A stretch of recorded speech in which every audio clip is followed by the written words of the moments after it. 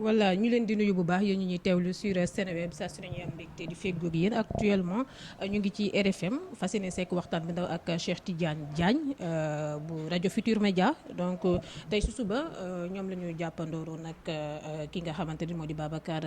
Diagne bi nga xamante ni jusqu'à présent mi ngi si loxo takk der yi ak ki nga xamante ni mooy le technicien Abdou Thiam moom it mi ngi fa ba tey dañ koy nuyu ba ko mu nuyanteeg yéen ñu am ay laaj yu ñu ko dal di laaj Cheikh Tidiane ñu ngi lay nuyu bala nga nuyanteeg ñu lay seetaan si Seneweb. voilà maa ngi leen di voilà merci voilà maa ngi leen di fay yéen waa Seneweb voilà di leen remercier ci teewaay bi bon vous m'excusez parce qu'en même temps je fais un truc parce que depuis ce matin quand même voilà c'est des appels à n'en plus finir un peu partout avec des amis des proches des sympathisants qui appellent pour massouñu et puis derrière voilà quoi se rassurer mais sinon alhamdoulilah je vais très bien machallah voilà. Voilà.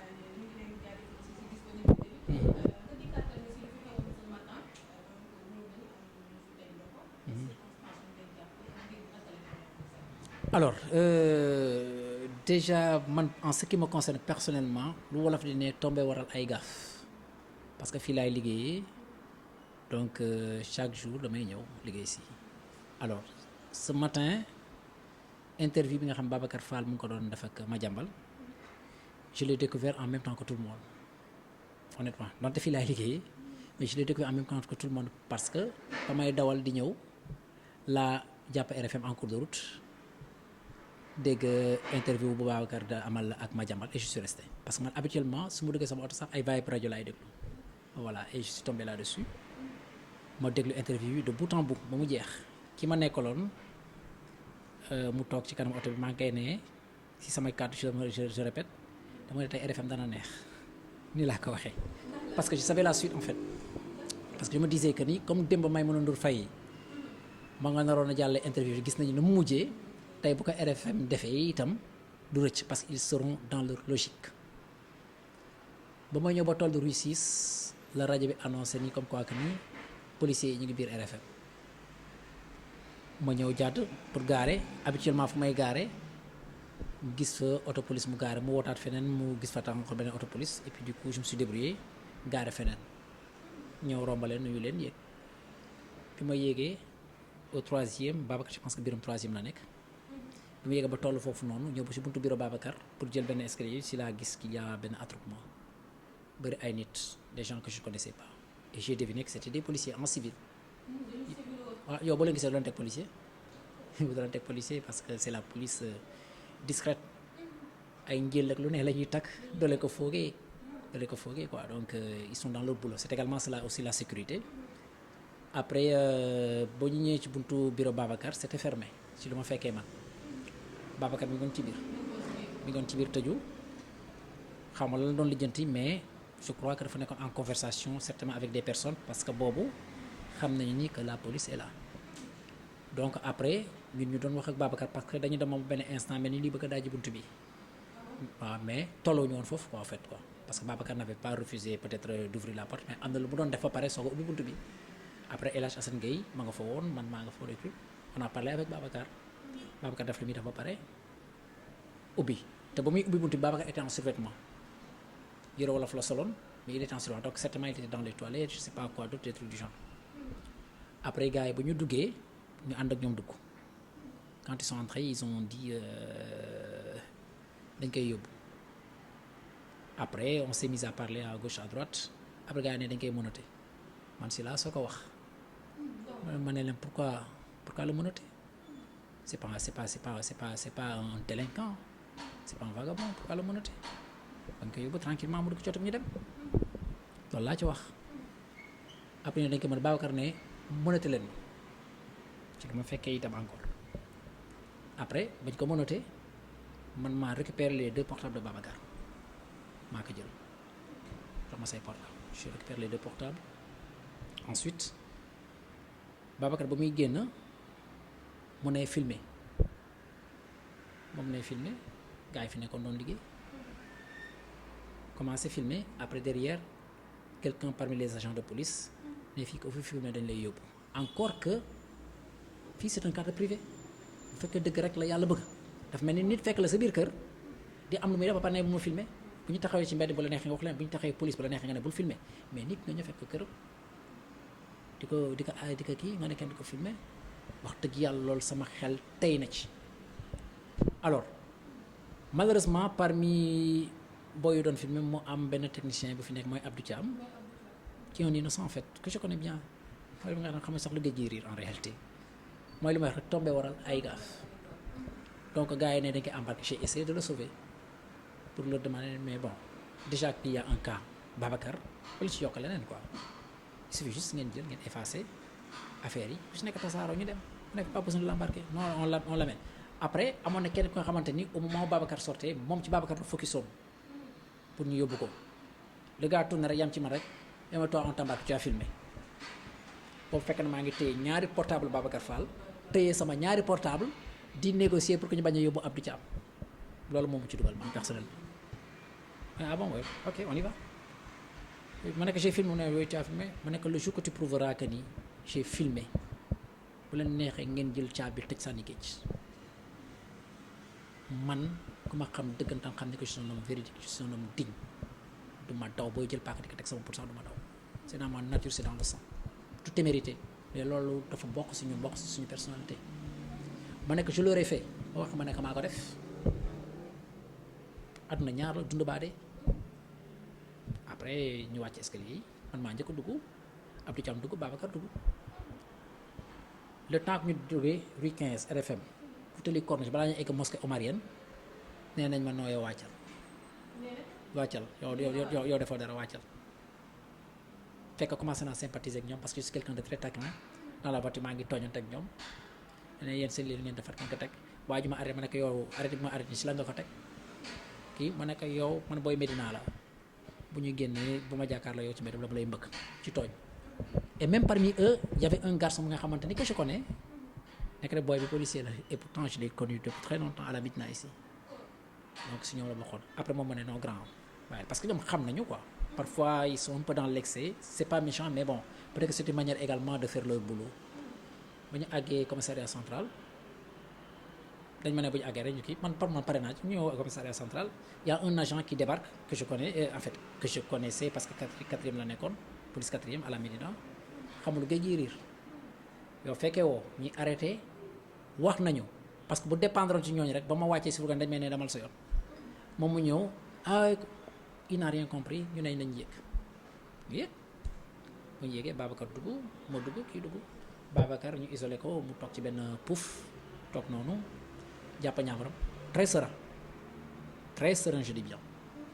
parce que Babacar nekkuma ci parparloo Babacar bu nekkulee ci dëgg dama ko ne nekkoo ci dëgg tax xam na ma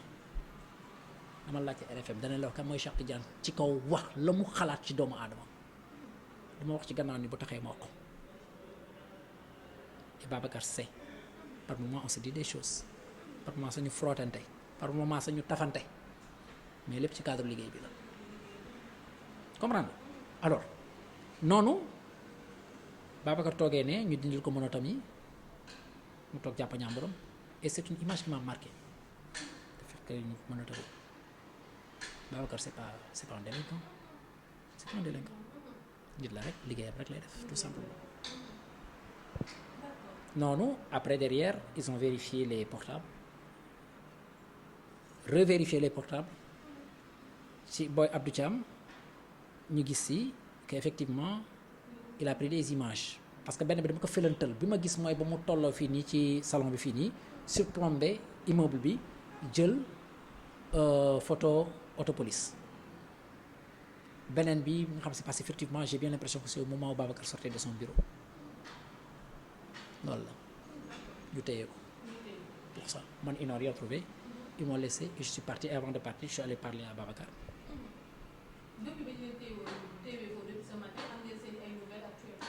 Bon moi personnellement nouvelle yi ma ci am c'est à travers les réseaux sociaux à travers la rajo parce que léegi laa fay rajo bi donc si laa doon dégg xam nga fu mu toll nii moom tant que nekkoo dans le secret des choses dans le secret de l'enquête mënoo xam mais ce qui est sûr mooy Babacar il a l'assistance de ses avocats gars yi ña nga fa donc les gens ne les laisseront pas au niveau de l'administration également du groupe Futurs Médias les gens sont en train de faire le maximum man j'ai reçu pas mal d'appels parce que j'étais directement concerné par l'arrestation donc les gens m'ont appelé, j'ai donné ma version des faits et tout bëggu moon sax di wax ci média parce que je n'ai pas voulu parce que man boo ma xoolee sax par rapport ak média bu doon woon liggéey man ku laaxu dama laaxatu ñu bëri mën nañu ma xam parce que c'est aussi mon style de vie mais par concours de circonstances bu la yàlla tegee devant la scène da nga koy assumer joxe ta version des faits te la version des faits nii lii mooy li am keneen ko la wax leneen mooy amul voilà.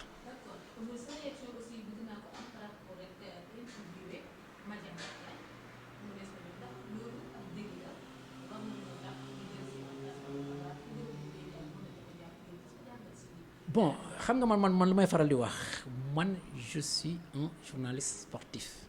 sport rek moom ma ñor politique lijjanti ma leen leneen lijjanti ma ko sympathiser wu ma faruma mais par rapport à la marche du pays quand il s'agit de donner mon avis dama ko ciy joxe j'ai pas mal d'amis yi nga xamante ni ils sont au pouvoir j'ai pas mal d'amis yi nga xamante ni ñu ngi hors du pouvoir ñëpp laay waxal ku ci nekk la ma xalaat moom laa lay wax après ku ci nekk mën nga demee sa xalaat par rapport ak ni nga gisee liggéey beeg yooyu ndax am nag dëgg wala amul dëgg loolu jàpp naa ni yoon moo koy wax parce que sama xam-xam màccul ci yoon bu ma war a mën a tax ni que Babacar lu mu def c'est délictuel ou pas mais li ma mën a wax mooy une interview comme ça un journaliste bu ko am da nga war a convoquer le sens de la responsabilité da nga war a convoquer est-ce que war naa kaa teg est-ce que war ma ko teg et je pense que Babacar est bien outillé pour xam ne ndax war na kaa teg war a ko mën a kaa teg parce que journalistiquement quand même Babacar est un très bon journaliste man dama wax lu ma gëmul jox ma lekk jox ma naan yorul sama kër parfois sax ñu doorante fi mag moom mais bu dëgg taxee dañ koy wax il est un bon journaliste maintenant après réew mi nag toll na fi nga xamante ni wax fi dafa jafe mooy li may faral di wax yàlla dafa dogal ñu nekk ci rajo wala toog ci télé di wax àdduna duñu dégg duñu ñoo fi ëpp xam-xam ndax la ñuy wax am na 50 000 personnes nga xamante ñi ngi ci biti toog ñooñu ko gën a xam te amuñu opportunité toog ci télé wax wala toog ci rajo wax loolu mooy la modestie bi nga xamante ne moom la journaliste war a mën a incarner maintenant sur ce cas précis li ma leen mën a wax mooy loolu yoon moo koy àtte gis naa sur les réseaux sociaux délit yi nga xamante ne ni ngàll nañ ko ci ndoddu Babacar Fall ndax dëggalam déet moi je me méfie des réseaux sociaux parce que je considère que man du réseaux sociaux en tant que journaliste professionnel man du réseaux sociaux moo may informer man maa war a informer les réseaux sociaux ndax gis nañ fi lu ne on attend de voir mais je considère que Babacar lui en âme et conscience jàpp ne lu mu war a def na ko jàll na ko certains ont pensé qu'il a fauté d'autres ont pensé que non après am na nga xam te nag yoon moo koy def mais bu loolu yëpp weesoo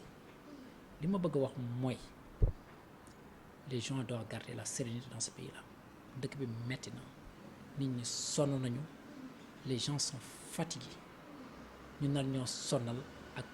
politicienne am jàppal téyel yuuxu saaga dem nañu ba fu mu toll nii ba si suñu biir njaboot et ça c'est un cri du cœur que je lance man encore une fois du ma politique mais lu ma constaté la da ngay gis nit bokk ak nit ndey ak baay duñu wax ndax politique am na ci réew mi léegi Sénégal di defante lu ñaaw di waxante lu ñaaw et c'est tout le monde confondu opposition comme pouvoir da ngay gis nit deele sax ñu koy voilà quoi le Sénégalais a changé Sénégalais dafa soppeeku te man de bëgg naa bokk Sénégalais yi nga xam te ne dañuy xam lu baax di ko wax di ko jëfe man loolu laa gëm affaire politique dara ñoruma ci voté wu ma et je l'assume voté wu ma c'est une option qui m'est personnelle après avoir fait un constat de manière générale man fii nii ma nekk RFM gi ñaata régime moom fi traversé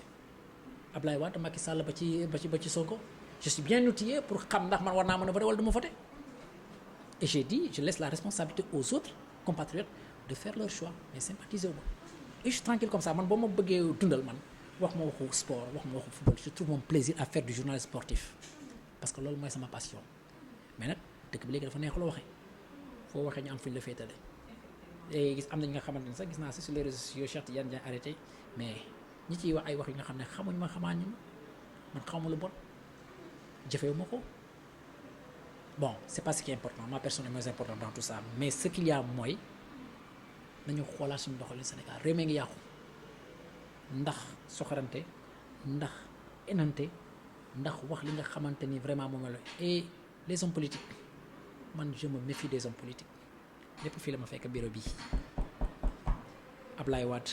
Macky Sall ba ci Pastef ñëpp ñëw nañu fii ñu ubbi les antennes de la RFM ku ci nekk wax ba géex jóg dem sa yoon xanaa tey kay la ñu mën a toog di ne ay diw de far diw ñun fan la ñuy far ban njëriñ la ñu amal man ban politicien moo ma defal man lu tax man ma war a mën a jaay man sama ngor di toog ci antenne di wax lu ko neex ak ñeneen il faut que l'on arrête fii ay gune ñoo fi nekk quand je dis gune c'est dans le sens péjoratif du terme mais fii c'est des jeunes responsables nga xamante ni la moyenne d'âge à RFM bu bëree ba bëri c'est 25 ans 30 ans moo fi am et parfois pour te dire man samay idée mooy prévaloir sur l'idée des directeurs de rédaction combien de fois par rapport à une actualité donnée ñu koy traité Babacar ne nii ak nii ak nii moo jógee fee nekk non d'accord mag yow nii laa ko gisee ñu toog en toute démocratie ñu décider et si on décide que Babacar li nga wax du noonu dañ koy ne du noonu lu Cheikh Tidiane wax moom mooy jàll te pourtant journaliste sportif la y a une démocratie interne jóguñu rek toog wax ci antenne bi lu ñu neex wala def lu ñu neex amul te loolu dama koy wax rek te yàlla tax fii salaire rek laa fekk bu fi sama wërsëg jeexee damay dem du ma tee nag bañ a wax dëgg à l'intérieur du ma tee tamit war a wax dëgg su ma ko gisee dans l'extérieur parce que c'est ça également mon tempérament voilà. waaw je sais pas si c'est devenu un phénomène ou pas mais dama jàpp ni que les gens doivent se calmer quoi la tension elle est là dañ koy gis nii que ce pays là ça boue yëf yee ngi jëx-jëxi ci suuf di jóg di dem gars yi yeneen te ñu jàmm ku ci nekk yaa ngi xool fu mu gën a méttee nga def ko fu wax ji gën a soxoree nga wax ko c'est ça le Sénégalais noonu la ñu mel ñun dañ doon joxe ñeneen mais léegi ñun la ñuy joxe yéen Sénégalais yéen la ñuy joxe te li ñuy wax ne dañ ko xam parce que ñun tooguñu rek Sénégal on sort du pays on voyage nga daan génn le Sénégalais était respecté mais la donne change de plus en plus et cela a commencé sous le régime apériste ba ñëw ba àgg fii nii di law di dem mais il faut arrêter l'hémorragie man loolu laa gëm voilà